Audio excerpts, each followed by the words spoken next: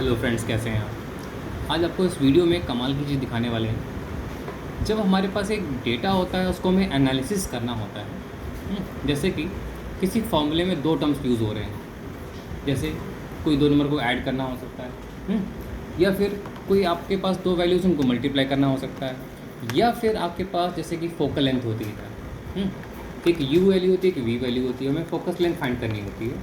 तो हम क्या करेंगे, दो वैल्यूज़ को फीड कर देंगे यहाँ पे। या फिर जैसे कि हमें लॉग निकालना रहता है, log of 2 any base number. हाँ, तो हमारे पास दो डेटास हैं जिनको यूज़ करके हमारे एक फॉर्मुलेशन में काम करना होता है। तो हमने एक वैल्यू यहाँ पे लिख दी 4, एक वैल्यू लिख दी हमने नीचे आके 3, राइट। और यहाँ पे हमने इन वैल्यूज़ को ऐड कर रखा है फ़िलहाल तो, ठीक है, A1 प्लस A2। अब क्या है, इस यहाँ पे हमने लिखा है रिज़ल्ट, इसके बगल में यहाँ पे अपने कुछ वैल्यूज़ फीड कर लो जिन पे कि आपने इस फॉर्मूले को रिप्लिकेट करना है। देखो होता है क्या, जब हम किसी चीज़ को एनालिसिस करते हैं, डेटा को एनालिसिस करते हैं, तो हमारे पास बहुत सारा डेटा होता है। तो हमारे पास वेरियस काइंड ऑफ डेटाज हैं। हमने कहा मेरे पास कभी 24 है, हाँ, कभी मेरे पास 23 है, कभी 28 है, कभी 35 है, हाँ, कभी 39 है, कभी 85 है। तो हमने इसी तरह से हॉरिजॉन्टली खूब सारी वैल्यूज़ टाइप कर रखी हैं। अब इसी तरह से वर्टिकली जहाँ पे अपने रिजल्ट आएगा उससे जस्ट नीचे कुछ एक दूसरी वैल्यूज़, जैसे कि ऊपर 4 लिखा था ना, 4 और 3 को आपने ऐड किया यहाँ पे, तो वैसे ही हमने यहाँ पे 24, 23 ये हमने एज्यूम कर रखी हैं ऊपर वाली वैल्यू, लाइक 4। अब जो नीचे 3 है उसकी तरह से हमने यहाँ पे और वैल्यू दे रहे हैं। 3 के लिए और भी ऑप्शन है कि कभी 3 होगा, हाँ, कभी 21 होगा, कभी 20 होगा, राइट। इसको वर्टिकली लिखना है, हॉरिजॉन्टली नहीं लिखना। 20 होगा, कभी 29 होगा, कभी 30 होगा, कभी 31 होगा, कभी 37 होगा, राइट।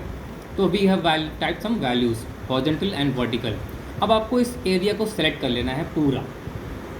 सेलेक्ट करने के बाद अब आप जाएंगे डेटा वाले कॉलम पे, डेटा वाले कॉलम पे जाएंगे, लास्ट में मिलेगा data validation, sorry, what if analysis.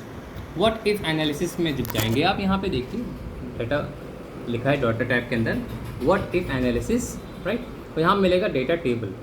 तो जब डेटा टेबल में क्लिक करेंगे तब आपके सामने डायलॉग बॉक्स, छोटा सा डायलॉग बॉक्स खुल के आएगा कि भाई अपने बताओ रो इनपुट सेल का एड्रेस दो, राइट।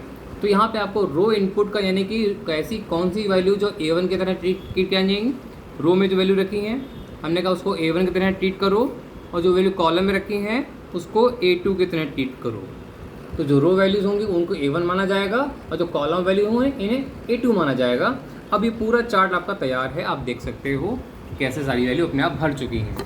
अगर आप उनको मैचिंग करेंगे देन यू विल फाइंड कि what is going on their, ठीक है। तो आपके पास जो वैल्यू 4, 3 को ऐड किया गया था, वैसे ही यहाँ पे 24, 21 को ऐड करके 45 कर दिया गया, 23 एंड 21 को ऐड करके 44 कर दिया गया, राइट। अब आप यहाँ पे जो भी फॉर्मूला लगा देंगे वो पूरा फॉर्मूला पूरी टेबल में अप्लाई हो जाएगा।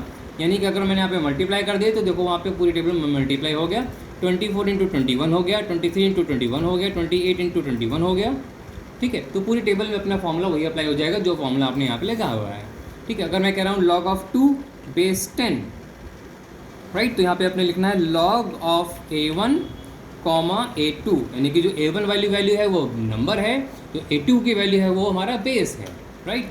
तो यहाँ पे आपने लिखा 2, 3, 4, 5, 6, 7, राइट, हाँ। और यहाँ पे बेस लिखा आपने 10, 20, 30, 40, 50, 60, हाँ। तो हम निकाल रहे हैं यहाँ पे क्या, log of 1 base 10, log of 2 base 10, log of 2 base 20, log of 2 base 30, right. तो यहाँ पे जो भी फॉर्मूला आप इम्प्लीमेंट कर देंगे वो पूरी टेबल पे अप्लाई हो जाएगा। This is how to analysis your data into the Excel. जब भी किसी फॉर्मूले में किसी दो टर्म को यूज़ करके एक थर्ड वैल्यू को फाइंड की जा रही होगी, देन आप उस डेटा को एनालिसिस करने के लिए इस डेटा फॉर्मूले का इस्तेमाल कर सकते हैं। So we can create a table for your own data and formula, right.